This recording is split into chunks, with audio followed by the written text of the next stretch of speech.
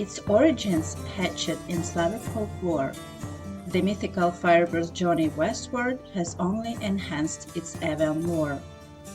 Finding sanctuary amid sands both timeless and perpetual, the allure of the bird's plumage radiant, eyes hypnotic, talons just, and song enchanting prove a presence magical for those who respect its powers, and a harbinger dark for those who seek to tame its flight. In tales of yore, times bygone, the firebird protects its nest, the hue of its brilliant feathers, a guiding glow of belief, of renewal, of light, of home. A narrative rooted in myth, such powers, such imaginations are today realized with a tale of light and freeze. For the firebird and those who embrace its journey, it is a tale of seasons reborn, a fable actualized by the forge of steel blade and wooden implement, a legend which grows by roar and score. It is a story of fire and ice. Greetings, friends and Firebirds fans, and welcome to the Desert Suns Fire and Ice podcast, presented by Desert Willow Golf Resort. Coming to you from Palm Desert, California, a mere Ian McKinnon uppercut away from the Coachella Valley Firebirds home ice of Acrisure Arena. I'm your host, Judd Spicer. Fourth season of Firebirds hockey, fourth season of the Fire and Ice podcast. First show of the 2026 calendar. Hope you all enjoyed your respective New Year's, maybe a little bit more than the Firebirds have on ice or on that momentarily. For the partner in crime in this endeavor, the Desert Sun newspaper, so proud to align myself with an outlet that I readily enjoyed working for and with for over a dozen years, and one that has informed our valley for nearly a century. Desert Sun been doing it since 1927. For the partnership, you can find all episodes of Fire and Ice at desertsun.com, along with the full spectrum of the newspaper's sporting socials, or heck, you can just go read about the Firebird, Shad Powers, Andrew John, by picking up a Desert Sun newspaper.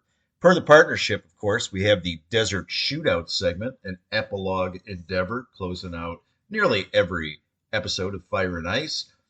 This episode is going to feature Shad Powers. He is the sports and leisure editor for the Desert Sun.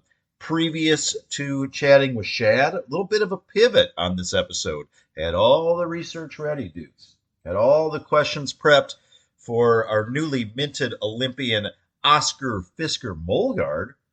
But I got a note from the Firebirds. My man over there, Evan Pivnik, told me after the Birds game last night that Oscar's going back to Seattle. Now, as I'm recording this, as I'm speaking these words, haven't seen official announcement of that recall for the second time in fewer than 2 months for Oscar to be heading back to the NHL, back to the Kraken. This, of course, coming in the days subsequent of his Olympic announcement. No big shocker there that he'll be part of the Danish team.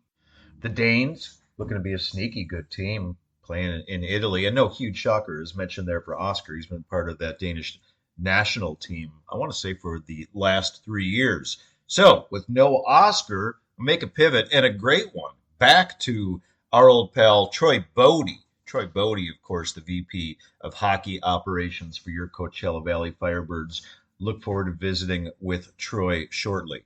Per the presenting sponsor of this endeavor, Desert Willow Golf Resort, also right here in sunny Palm Desert. That is home to the Mountain View and Firecliff courses, respectively. One of the finest public, one of the finest municipal, one of the finest golf facilities in all of Southern California, if not the entire West Coast. Get those tee times online for either or both courses at desertwillow.com. And if I haven't mentioned this before, which I know I have, I love a good putt-to-puck segue. Make it a great day. Tee it up over at DW and then skate it right down Cook.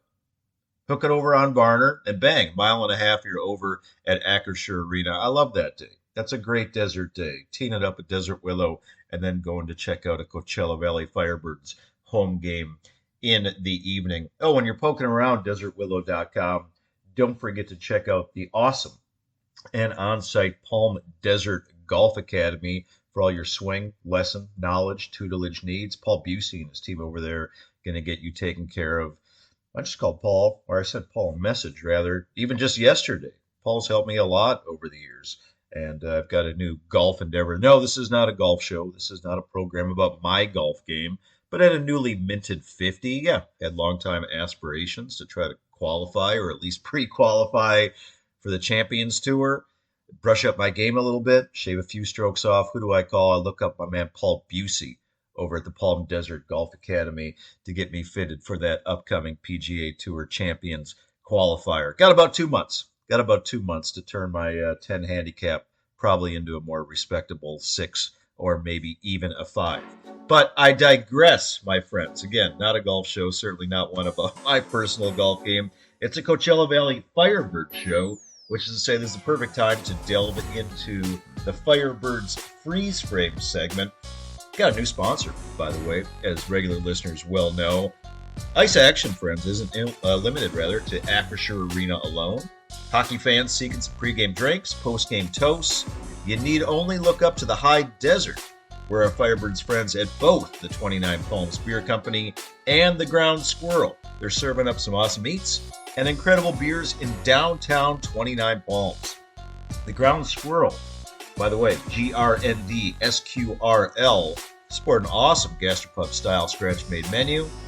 Match that with a rotating list of craft beers. And when you're truly, when I was poking around for places to go dine on New Year's Eve after that Firebirds game, by the way, that was on the 31st, followed by some fireworks. I saw the Ground Squirrel on there, and heck, they had a lot of reservations. I can't take credit. I can't take total credit. Maybe I can't take any credit. But I noticed when I was going on Yelp or whatever, those sites where you check out reservations, the Ground Squirrel had a lot of them. So I trust they had a busy New Year's Eve, and I trust that they're cooking well into the onset of 2026. Let me continue. For those seeking a potent power play up 29 Palms, you skate it right on over from the Ground Squirrel, just down the street, a mere few blocks to the 29 Palms Beer Company. They're brewing up their own phenomenal beers right on site and televising every Coachella Valley Firebirds game, whether it be home or away. Hey, you're a Valley local seeking a fun new scene. You might be a desert guest up exploring Joshua Tree, playing cowboy in Pioneer Town. Whether you're celebrating a Birds win, drowning your sorrows after a tough loss, you lace up the hospitality in 29 Palms, where the Ground Squirrel and the 29 Palms Beer Company are proving your high desert hockey homes. All right, friends, let's skate it right on into this Firebirds freeze frame segment. And a little funky of late, as intimated earlier in this program. Team with the solid record still of 16, 12, and 4, accounting for 36 standing points. But the good guys have lost 4 of the last 5, and if the playoffs started today, we wouldn't be in it. Currently in a virtual 3-way tie for 6th place in the pack. But as our friend Shad Powers put it in his article, in his write-up, in his game story, in his column, after the Birds lost to Henderson this week, the 5-1 loss on Wednesday night, the standings look precarious. I'm going to steal that word from Shad. 112 goals against for the Birds. Giving up a lot of them. Gave up 7 on New Year's Eve, and as mentioned, gave up 5 on Wednesday night to Henderson at home. That 112 goals against, 6th most in the American League. 32 games down, 40 to go, nearly at the midway point. Probably a good time to be visiting with our guy, Troy Bodie, VP of Hockey Ops.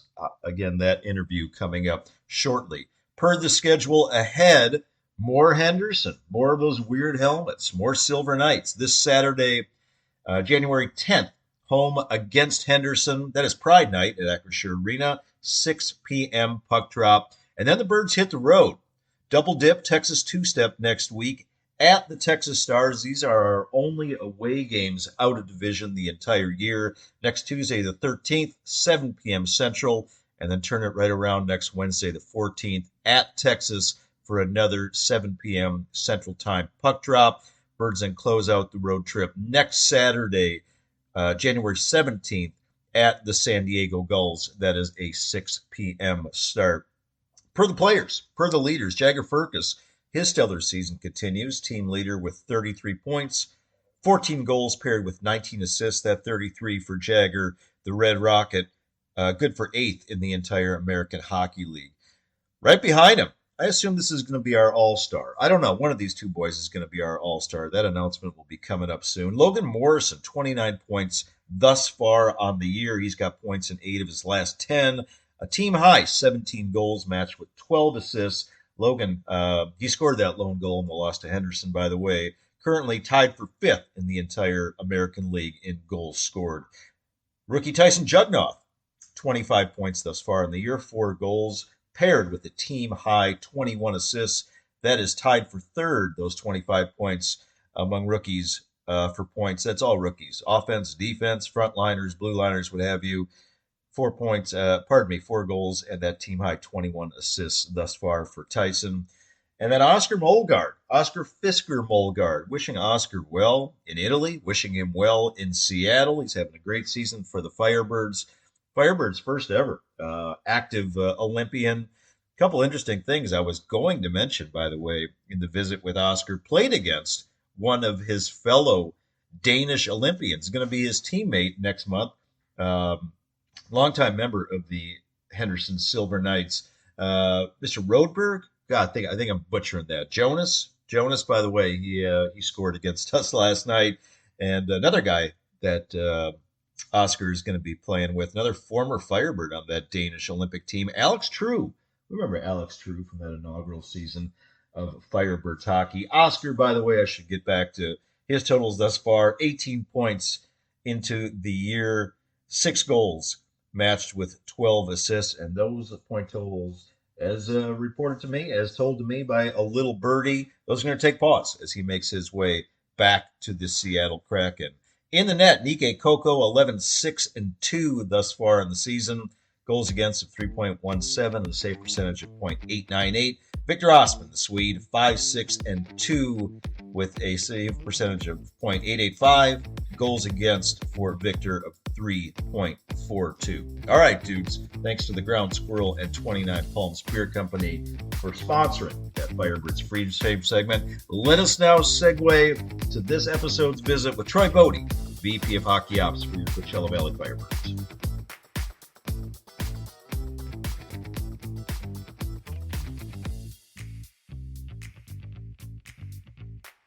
All right, Firebirds friends. As prefaced earlier in this episode, going to the bullpen on the Fire and Ice podcast and doing so in fine fashion. And welcome back the VP of Hockey Operations for your Coachella Valley Firebirds, the well-mustachioed in 2026. He's got a good broom going. Troy Bodie coming back to the program. Hello, Troy. Hello, Judd. Thank you so much for coming back on the show and doing it with some late notice. As I'd referenced, the newly minted Olympian Oscar Molgaard was supposed to be the guest on this episode, and Oscar decidedly not grouchy these days. He got good news about going to Italy to represent Denmark, and now he's got more good news by being recalled by the Kraken for the second time in less than 2 months. Well deserved, I say, sir. I would say so as well. He's a very talented player, and what an opportunity to represent your country at the highest level. And it's something he's done at the World Championship level for the past 3 years. But to be an Olympian as a 20-year-old kid is pretty impressive, and we're very proud of him and proud to have a Firebird in the Olympics. That's a first. So. That is a Firebirds first, and I think that this was likely expected, as you referenced the 3 years on the national team, that you expected this news to be coming, yeah? Yeah, we expected it. I mean, the World Championships are basically an Olympic team. It's the best of the best, at least for some of those countries. The NHL players that aren't in the playoffs don't get to go to those, so it's not exactly best on best, but this is. We've seen this coming from a mile away. So, yeah. And I got more Olympic questions coming up, but I might as well interject it now because somebody did ask it at Derek Blackstall at the post-game conference last night about his own Olympic experience, his own international experience, and then the players were asked too about Oscar and potentially their own hopes and dreams of representing their own country during your career. Did you have those same dreams of representing Team Canada? I mean, I certainly had dreams of playing at the international level, representing my country. I don't know if my country had the same dreams of a player like me being on the team. Um, but I mean, you watch the Olympics, going back every single year and something special happens, and that's your dream as a hockey player is to be a part of those. Um, so I always dreamed of it. I think my goal setting was set maybe a little lower, but yeah, it's super cool. I'm super jealous of a guy like him being able to go to the Olympics and like what a great experience and not just it's great for him. It's great for our team with the Firebirds to have an Olympian and have him take in that experience. Like he's already shown early in his career that he's a leader for us, and this is only gonna help that in that regard. I remember asking Derek Laxdal last year when Edward Chalet went to the World Juniors for the third time in as many years. I believe that the Czech Republic, with Edward on their team, had medaled in each of those times, and just talked about what that experience could mean to him. And I got more of an answer than I anticipated. Derek Laxdal just raved about that opportunity for Edward and what could mean for him, what it meant to represent his country, and that's the juniors, man. I mean, for Oscar being able to do it at the Olympic level, I assume that experience, the value of it is tenfold. It certainly is. Yeah. Just being able to play against, the best players in the world. Like he even said it, like he gets to play against the top players in our game, go head to head against these guys. And that's great experience for him. Like he gets to do that at the NHL level. He did that earlier this year, in a few games, but this is a whole nother level, and it's only going to make him stronger. I'm excited to watch him play against those guys and see how he matches up. Yeah, also potentially excited to watch him play with, as an aside, uh, a former Firebird and Alex True. He's also on Mhm. that Danish men's team. That's kind of a cool Firebirds connection as well. Yeah, very much so. Very cool seeing Alex in there, and he's been a great player for the Danish team as well. So yeah. uh, the Kraken's gain in Oscar Molgard, and we get selfish here on this program and in the Coachella Valley, is of course our loss because we like having Oscar Molgard on our team, but we champion and celebrate anytime any of these guys gets the call. The guys that have gotten the call of late, man, Jacob Melanson, Ben Myers, that fourth line in Seattle. This is not a Seattle Kraken program, but pay attention to what they're doing up there. Points in eight straight, shot up the standings. And that fourth line has been a big reason why, with a bunch of former Firebirds having a ton of success in Seattle. Yeah, and you hear it on the broadcast. They refer to that line as the Firebirds line, and it's such a badge of honor that these players are homegrown here in the Coachella Valley to go up there and help the Kraken and not just go in and play some games and fill some minutes. Like you see the impact they're having on the game. These guys aren't getting 5, 6 minutes. Get out there and give the top player some rest. They're really driving the bus in a lot of ways, and you see them getting points every single night and driving play, and it's been great to see that sort of impact on the Seattle Kraken coming from the Firebirds here. Yeah, and of course, well, the we've had look, man, we've had so many wonderful and positive things to talk about, you and I, over the last 4 years. And while it is a positive that the Kraken are doing so well right now and doing it with a lot of times eight former Firebirds in their lineup, seven former Firebirds in their lineup on a given night. Right now, here in the CV nest, it has been a little bit of a struggle of late. The onset of December was very promising, a lot of exciting home games at Acrisure Arena, a lot of comebacks, a lot of shootouts. But now, as we turn the calendar, Troy, let's be honest, into 2026, there have been some funky ones, man, as losers of four of the last five. To what do you attribute this bit of a slide that we've seen of late? Yeah, we touched on it obviously, losing some big players, in our lineup. Ben Myers was, our catalyst most nights of the offense. And seeing him go up and having success up there isn't surprising. But a big loss in our lineup, Jacob Melanson being, just that spark plug that we had every single night. Losing that has been difficult as well, with Oscar Mogard going up and just the the dynamic ability that he brings every night. That's tough too. And not lost on it is J.R. Avon, who's been injured. That's a big loss for us as well. And a lot of them, up front in our top six, in the scoring department. So again, it's a good thing getting some players some more opportunities to step up in those roles. We're seeing that in some ways with Edward Chalet and Leighton Road, David Goyette, Carson Rakoff getting more opportunity to show what they can do with increased minutes. But it comes with a learning curve as well, and they're finding their way in.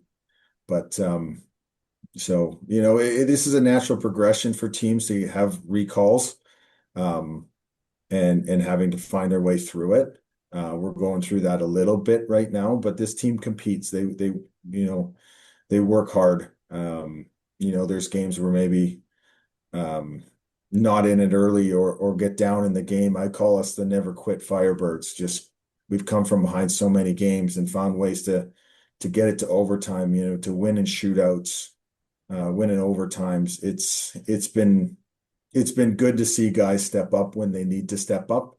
And I sometimes call January a bit of the dog days of the season because you get into such a heavy schedule and you do have recalls. And, the first part of the season, sometimes players are full of that youthful energy, Yeah. that they have. And then now the pace of the season gets a little tough on some of these young players. We are the youngest team in the American Hockey League. So that we take that into effect as well. But that's for this group to power through and we feel like we've got the players in the locker room, not only to step up in those situations, but also the leaders to pull guys through as well.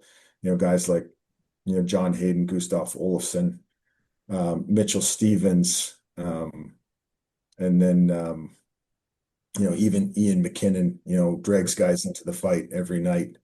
So it's we have the players to pull us through, and teams go through the ups and downs and the roller coasters of the season. But I'm not sitting here saying we're worried by any stretch. There's just some stretches you go through that are good and some that are bad, and I suspect us to have a good January. Reverting back again to the post-game press conference after last night's loss to Henderson, started a little bit later, pardon me, Troy, and that was because Derek Laxdal was very candid with us and said he took some time to talk with the team after that game. He had told us previously that usually after a loss, he lets the team discuss amongst themselves, but last night he deemed it necessary to take a little extra time and basically tell them that at home on the home ice, that kind of performance not acceptable. He said it was, in his opinion, a very learned one. Obviously, the ugliest loss of the year. Referred to the team as soft. And one of the things that I asked him after the game, and I'm just specifically wondering if this is something that you've noticed of late during this kind of funky streak, a streak where we've given up a lot of goals, a little casual, man. Some instances in our zone that just a little too casual, a little too much space for the opposition, not clearing the zone very well, probably not as physical as we could or certainly should be. And it's leading to a lot of goals from the opposition. I don't know if that's something that you've seen in recent weeks.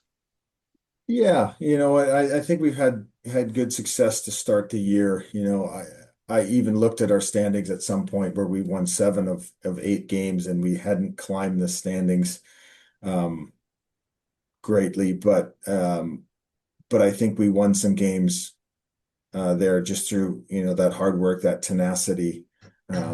the real Firebird hockey that we're used to. And sometimes guys get a little complacent going, okay, we're a good team. We win hockey games. We're going to go win tonight. And perhaps sometimes it's lost on the players that it doesn't come easy. Like we win hockey games because we compete, because we outwork other teams. And sometimes that complacency sets in, and that's up to the coaching staff to come sometimes give them those reminders. And like I said, success is never a straight line.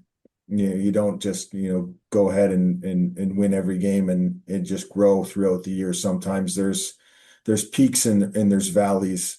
And I give Derek a lot of credit, for breaking that rule of not going in after a game and going in after last night's game and really telling the players that that's not acceptable. We need to reset. And they've always responded when Derek's had a harsher message to them. But I'm not worried about where our team is. It's sometimes that's what coaching is, right? Yeah.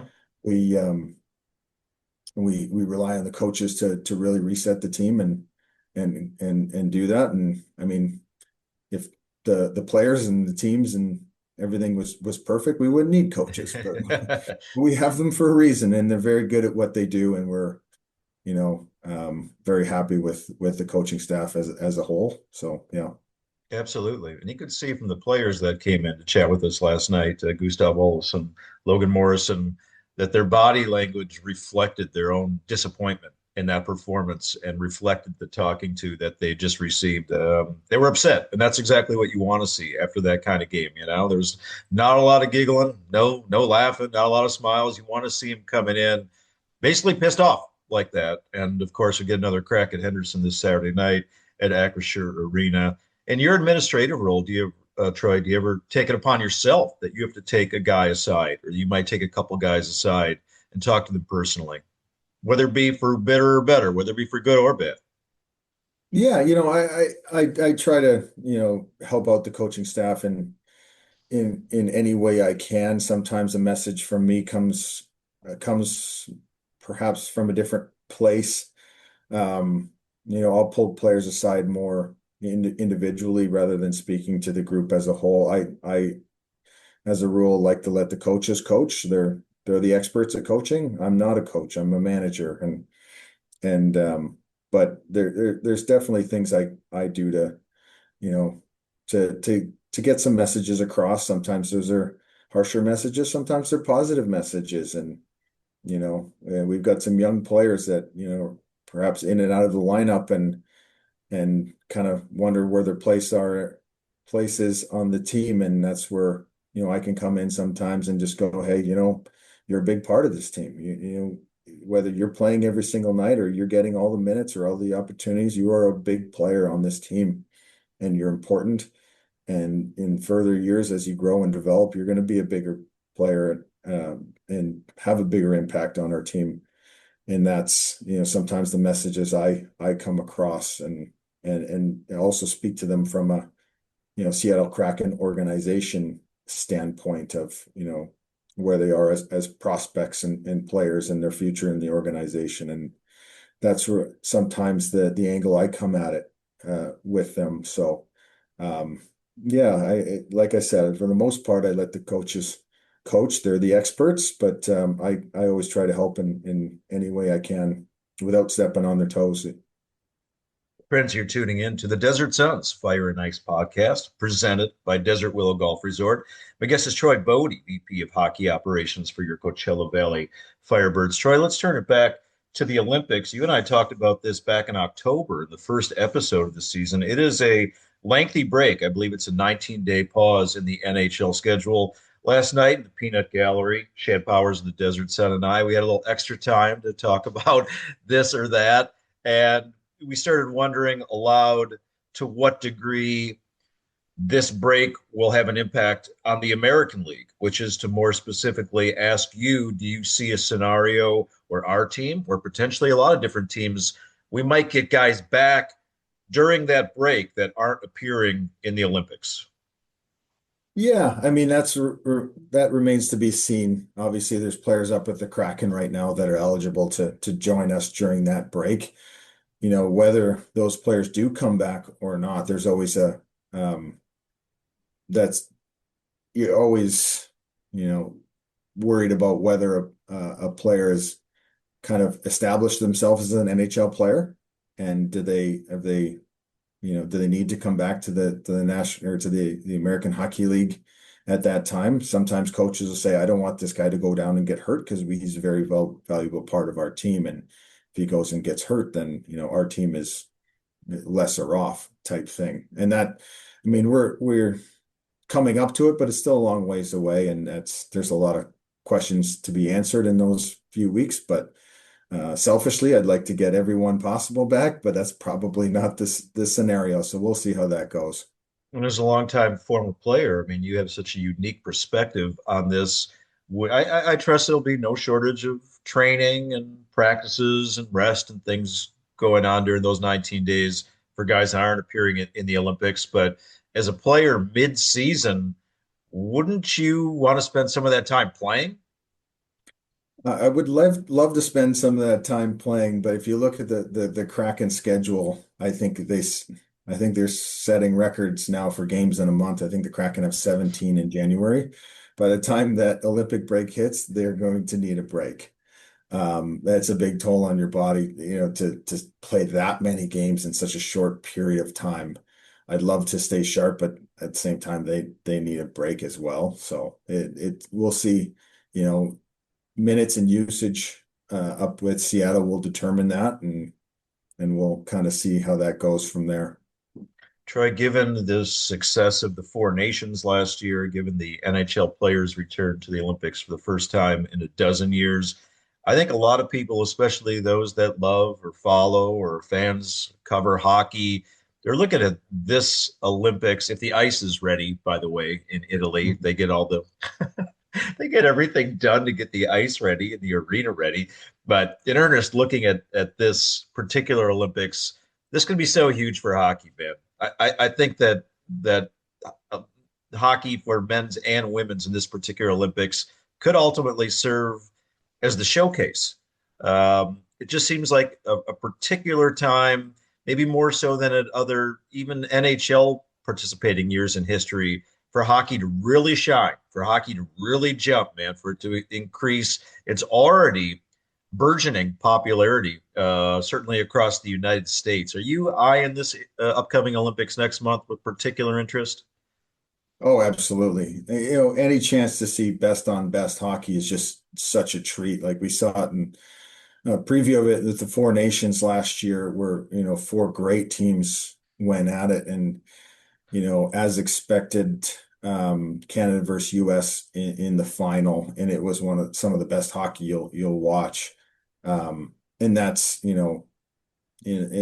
probably a little more, um, uh, it was a little more watched by those four particular nations that were in it, and this is worldwide. I think if you're a hockey fan of any sort, you are tuning into the Olympics. I certainly will, even though we're still playing. I'm be watching every chance I get. You get to see not only some of the best players play, um, but having them all play together is really cool. And you get, some of the top players like Connor McDavid, Nathan McKinnon, Austin Matthews. Like these guys get to play with their other elite buddies and see how they do. And it's just such a treat as just a guy stepping away like myself and just being a hockey fan. Denmark, Oscar Bolgaard's team, could be kind of sneaky in the Olympics. They, of course, beat Team Canada in the World Championships last year. Is there a team or a country that you're looking at that might not be the United States or might not be Canada, might not be Finland? Could be kind of a sneaky team out there that you're eyeing? Yeah, we saw it in the World Juniors just recently. The Czechs are a sneaky good competitive team. I always say the Czechs compete their tails off, and they're always a tough team to go up against. And they I don't want to say recent years, but they won a gold medal. Gosh, I think that was Nagano, Torino maybe.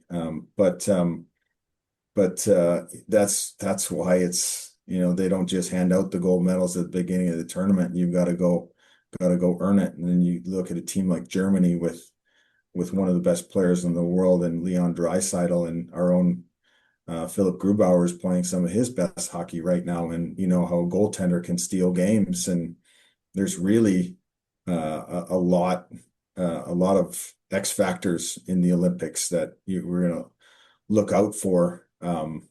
But we've got some Seattle Kraken players on the Finnish team as well, with Tolvin and Capo Caco, so it's, the Finns, I always say, even though, they haven't, won, significant medals in the past, they're a team that just grinds you to a death. And they're sometimes hard to beat, even though they're not the most talented group on paper. There's just so many factors in these games when you get all the best players together. Yeah, it's always fascinating to see the countries that had a little more time together, a little more experience together, guys that have been playing together on their own national teams for 2, 3, 4 years. That always has that extra layer of familiarity that impacts the international competitions. A couple more for you today. Again, we got Troy Bodie on the Desert Suns Fire and Ice podcast, presented by Desert Willow Golf Resort. Some interesting off ice news, pardon me. Yesterday for the AHL, looks like coming to a tentative collective bargaining agreement. Yesterday, that was readily expected. Of course, we had the situation at the end of last year, Troy, with the ECHL, and there were some games postponed, but ultimately they have found labor peace with that league. Again, this was never expected that there was going to be any kind of strike or anything like this with the AHL and its CBA. But some of the new things, I just want to go and see if anything jumped out to you. It looks like some really good stuff for the players, man. And given your position now, given how long you were a player, given the fact that you played in the ECHL, you played in the AHL, you obviously played a lot in the NHL. I don't know which angle you look at it or from personally, the player's angle or the league's angle. Obviously, we want everybody to do well, but we want the players taken care of, man. And a couple of things that seem to be in the new CBA that will carry until the 2029 2030 season looks pretty good, man. We got the player contract minimums looking to rise from about 52K to over 61,000 by 2030. Playoff pool bonuses rising. Per diem rate when on the road, that's going to increase. Introduction of an hourly rate for commercial appearances. We've also got an increase in the veteran rule. I believe that's from 5 to 6. And there are a couple other things that are provisions that, again, look good and positive and beneficial for the players. We want to see the players taken care of. And going over this, is there anything in particular that's jumped out to you as really significant? I mean, not to skirt the question, but I don't know if there's really anything that stands out as significant. I think it was very overdue for both leagues, the ECHL and the AHL, to get an updated agreement.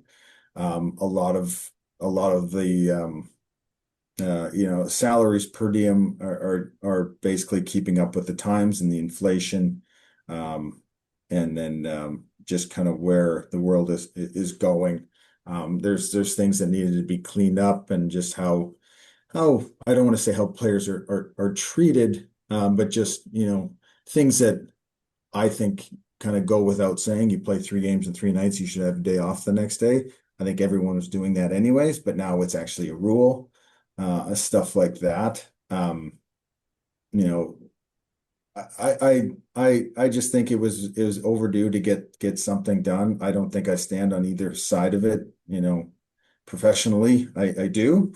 I'm not a player anymore. I'm on the management side and technically ownership side, I suppose.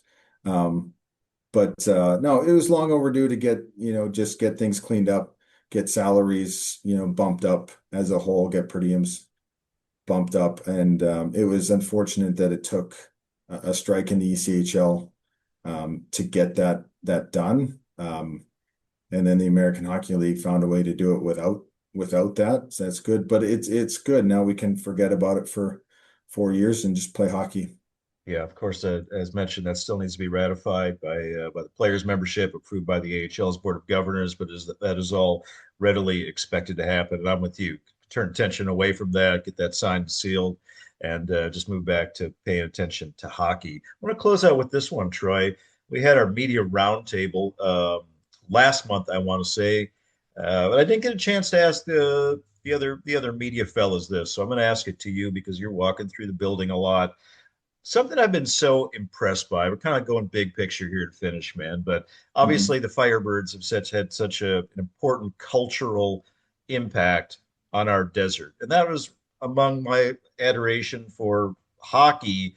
That was my own personal name. Curiosity was seeing what kind of impact and what kind of game changer this would be for how and where we live, how the community would react to having professional hockey.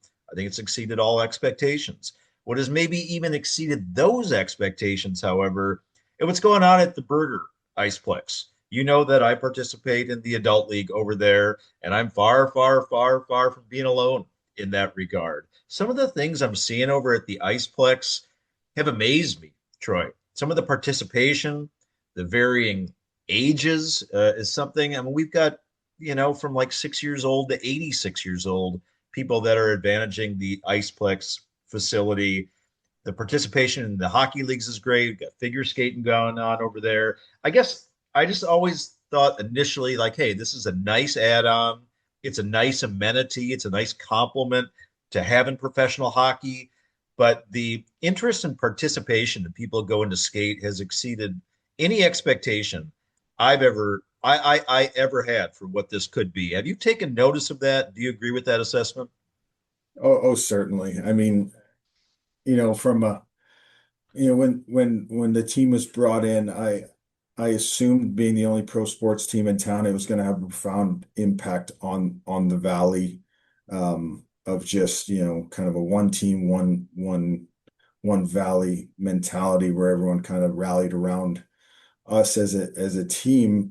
It exceeded my expectations of just how much um, it's really the impact it's really had. You go around anywhere you go, any, shopping center, any grocery store, you know, um, little market, there's a Firebird sign symbol, Fuego doll in there somewhere. And it's fantastic. And hearing people's stories of just, how much it's changed the valley, how much people have really rallied around the team and really enjoyed having a team and something to root for, and kind of be a part of their lives.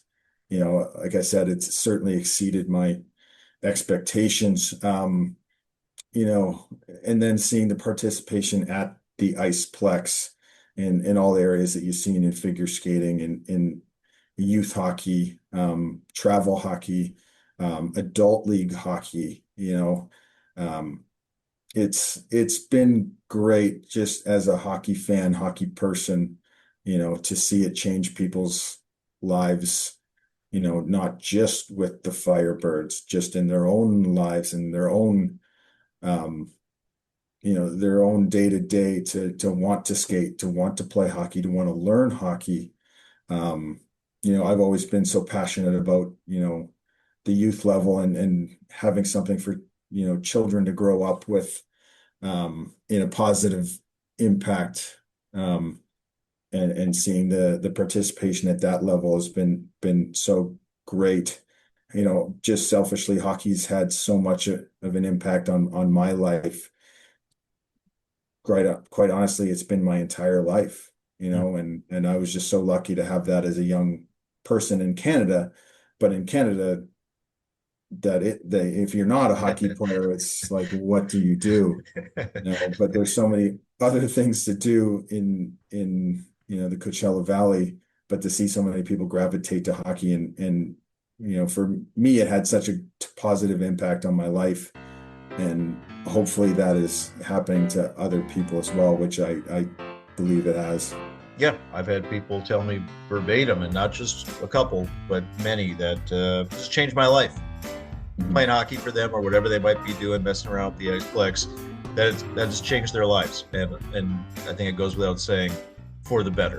Mhm. Um, Troy Bodie, appreciate your time, man. From the Olympics to the Firebirds to NHL to the Ice Blacks and back again. Always a pleasure chatting. We'll catch you next time at Acrisure Arena, my man. Very good. Thanks, Jed. Thanks for having me.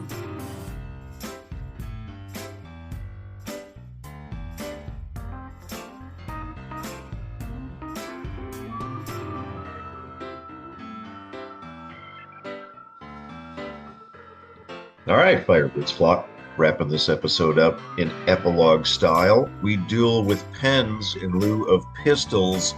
The Desert Shootout segment. We welcome Shad Powers, sports and leisure editor for the Desert Sun newspaper. You can find it online at desertsun.com or just get a physical newspaper. And I would say before the questions begin, a couple of bad hair days for Shad and yours truly. And why? Because we've had a lot to scratch our heads about last couple Firebirds game. That include a big time loss on New Year's Eve, allowing 7 goals, and then this Wednesday night getting pummeled by Henderson 5-1. That prefaced, we welcome Shad back to the Desert Sounds Fire and Ice podcast. Hello, Shad. Hey, Judd. Yes, head scratching performances for sure.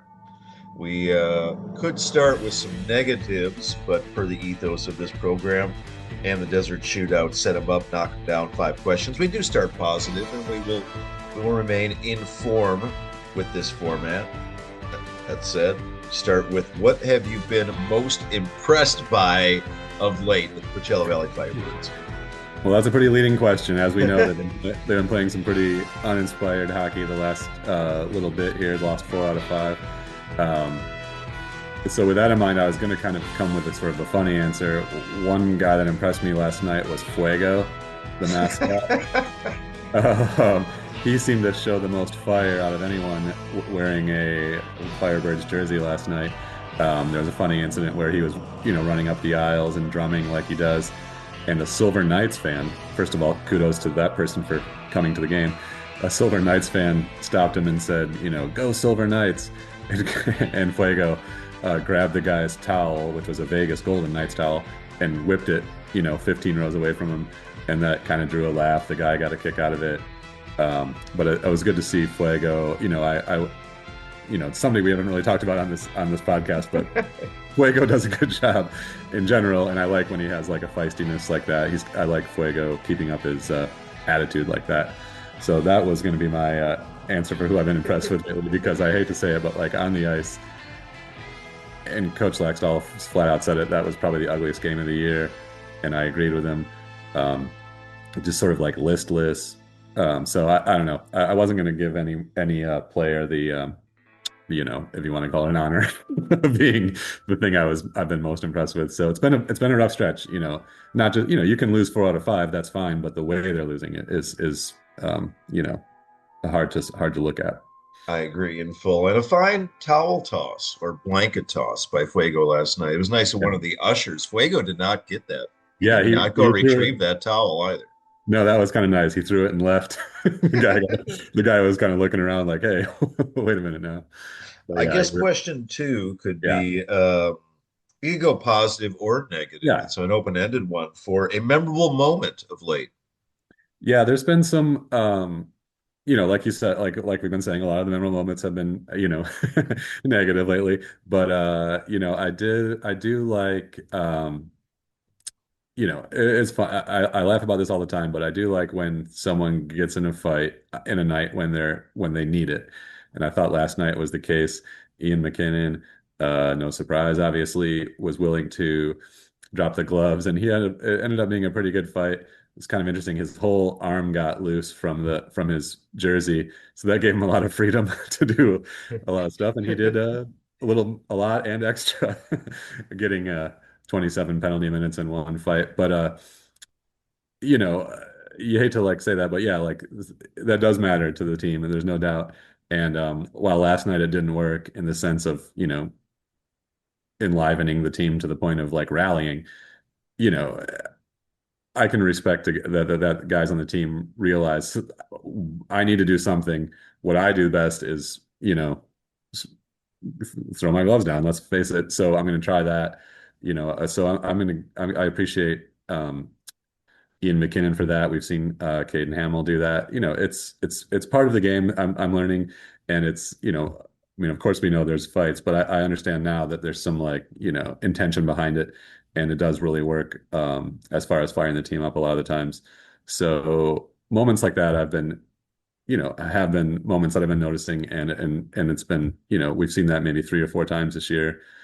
You don't want to be in position where you feel like you need to do that, but I appreciate guys that do it when it's called for. Move on to question three in the Desert Shootout segment with Shad Powers. You referenced a few things that Derek Laxdal said after the Wednesday night loss to Henderson. We move to the best quote. I don't know if something Derek Laxdal said is going to be included in your best quote. Perhaps, perhaps not. Well, I am gonna, yeah, I think I will go Laxdal because I was actually uh encouraged, I guess maybe is the way to say it, with the way he carried himself last night after the second straight embarrassing home loss. He wasn't having it. We know him as a mild-mannered guy. We've seen him after clunkers be almost defensive when you try to say like, boy, that was a bad game. Not right now. He was very disappointed in the guys last night. He said he lit into him a little bit in a post-game speech, which he does not do very often, apparently. So that carries a lot of weight, I'm sure. But he was, flat out disgusted with the performance last night. I think, like I said, he called it. The exact quote was saying it was, if you ask me, that was the ugliest game of the year for us. Um, he said, we've got a young team. Of course, we know some of the guys have been called up. Basically, one of their whole lines is missing with Melanson, Ben Myers, both in the Kraken, and then J.R. Avon being injured. But so he's okay with making mistakes, what he said. And then, he said like, but what I will not put up with is lack of effort. And he feels like that's what he's getting right now from these young guys who are having to play more minutes. So those are all things that Laxdal said. And to me, that was refreshing because he doesn't always lay into them like that. Or, he's often, whether he believes it or not, he's telling us that things are okay and he's not that disappointed. He felt like there was some bright spots or whatever. He wasn't talking about that last night. No bright spots. Um, so I was happy to see that in a way. Obviously, I'm not happy to see them struggling, but I was happy to see Laxdal sort of like, enough is enough. We don't always see that from him, and I thought that was a perfect time for it last night. Yeah, I would agree entirely with that. Sometimes, man, talking to, and I'll emphasize in italics, sometimes Yeah, talking to the media, whether it be a coach or a player, can be a little therapeutic. You can tell when someone yeah, wants a vehicle, wants an avenue to get something off of their chest. And that mhm, was very much the case last night in atypical Derek Laxdal fashion, but yeah, very direct, very honest, very candid. Used a couple other words like soft. And I yeah. think we all nodded in agreement when he said that. It was a particularly soft performance. Good choice there, and a few of them for best quote. We move on to number four in the Desert Shootout. If I talked to you a month ago about this, it might have been a quick hitter, but now it could be a list laundry length rather. Biggest concern, Shad Powers. Yeah, I mean, they are just like giving up goals, like they're going on a style in this 4 game losing 4 out of 5 stretch. Those 4 games, they've given up 21 goals. That's a math major can tell you that's 5 goals a game. I mean, that's not going to cut it. Uh, some fault. The goalie certainly takes some responsibility. Coco hasn't been like perfectly sharp or extra special in any way, that's for sure. However, he's not getting a lot of help.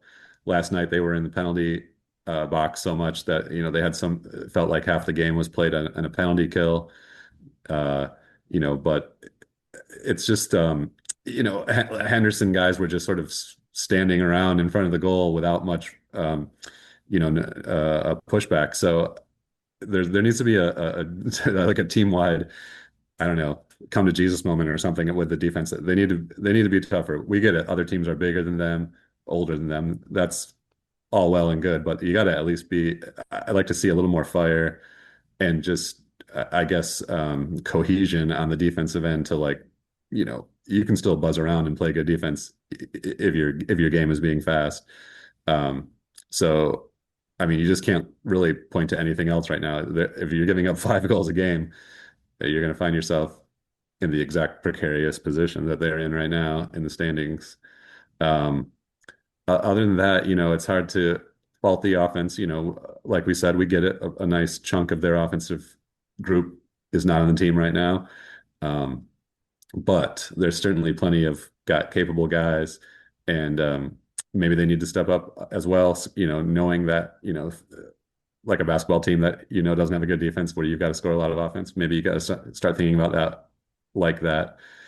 But at the same time, this isn't a team that wants to get in a shootout. Gustav Olofsson said pretty much that exact thing last night when they play a run and gun style, to match the opposing team. Sometimes that doesn't work out well for him. So tightening up the defensive screws is just got to be the thing that's been most is most necessary and has been most disappointing. To reiterate from earlier in this program, 112 goals against, that is sixth most allowed in the American League. Close out with this one, Shad. Question 5 of 5. Bit of a loaded question, as you and I, while we're recording, are privy, I guess, to some Firebirds news that is presently in the vault, as you and I were chatting early on a Thursday morning. But by the time this episode comes out, everybody will be informed of this news. We call it What's Kraken, the next guy to be called up to the Seattle Kraken. The guys that you noted before that have been called up recently have availed themselves very, very well in the NHL over these recent weeks. Even knowing what you know about the next guy that to be called up, what's your answer for next Kraken? Well, I mean, it's fun to watch what's cracking up at the Kraken right now with our guys. Like you said, that fourth line has really turned the team around. Heck, all of a sudden they're in a great position in the standings, the Kraken. So that's nice to see. But I was going to flip it on you. What about a reverse what's cracking? What about some guys that might be coming back to the Firebirds when the Olympics come around? I thought that might be an interesting way to think about it, because this is going to be the first time for us Firebirds fans to go through an Olympics.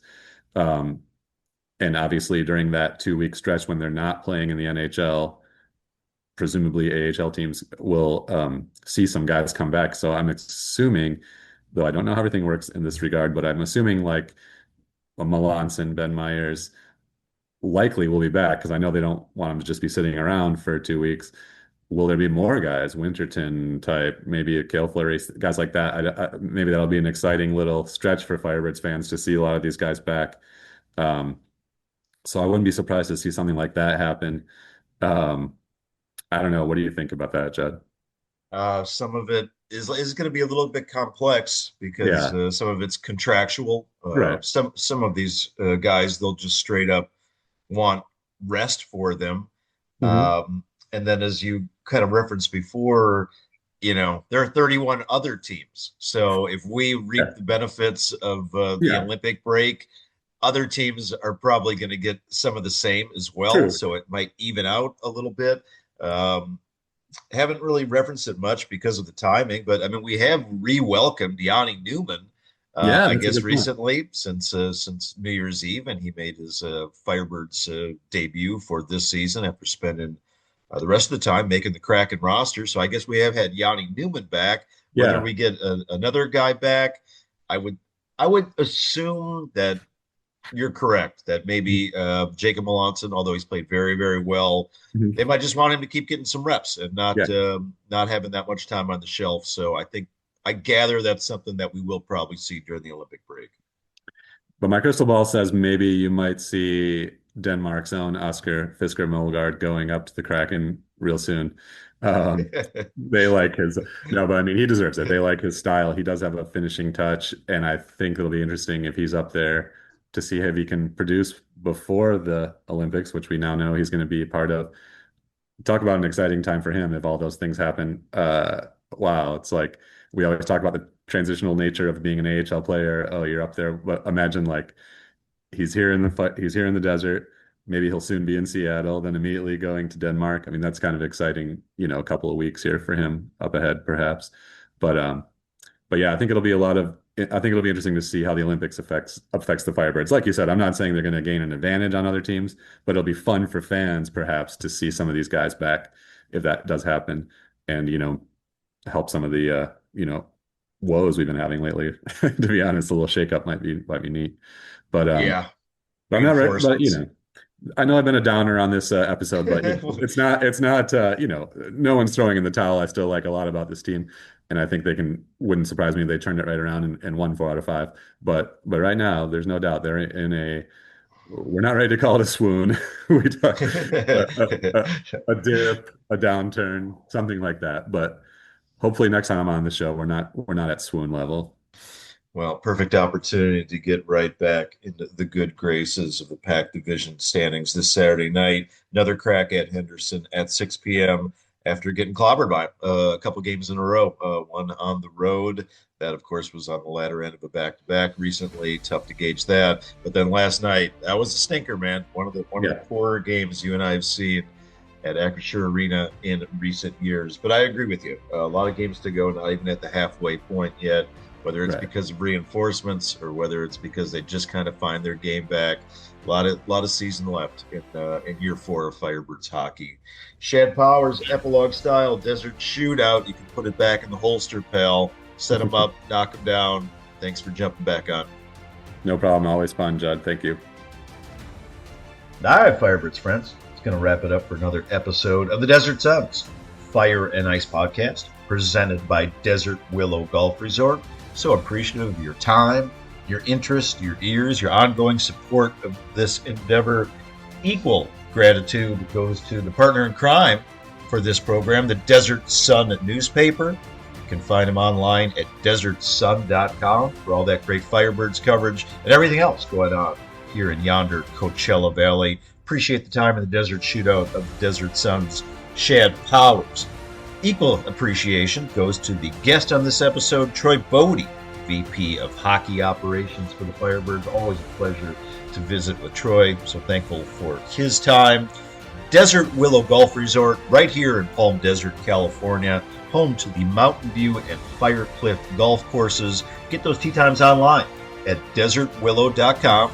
Be sure to check out the excellent and on-site Palm Desert Golf Academy. When you're poking around on the website, they've got all your swing, lesson, tutelage, knowledge needs handled right there on site with their own dedicated private practice range. It's on the opposite side of the daily public range, I should add, if you haven't been over there before. Again, tee times online at desertwillow.com. Make it a great putt-to-putt day. I love the good segue. You tee it up over at DW, skate it right on down about 1.5 miles away to check out a Birds game in the evening at Acrisure Arena. 29 Palms Beer Company and the Ground Squirrel. Those are your high desert hockey homes. Remember, the 29 Palms Beer Company, brewing up their own phenomenal beers right on site, and that's where you go to watch your Birds games. They're televised, every Coachella Valley Firebirds game on TV at the 29 Palms Beer Company, whether it be home or away. Friends, we'll see you this Saturday night at Acrisure Arena, looking to get some vengeance against those Henderson Silver Knights. Thanks again, everybody, for tuning in. Appreciate you guys, and as always, be well.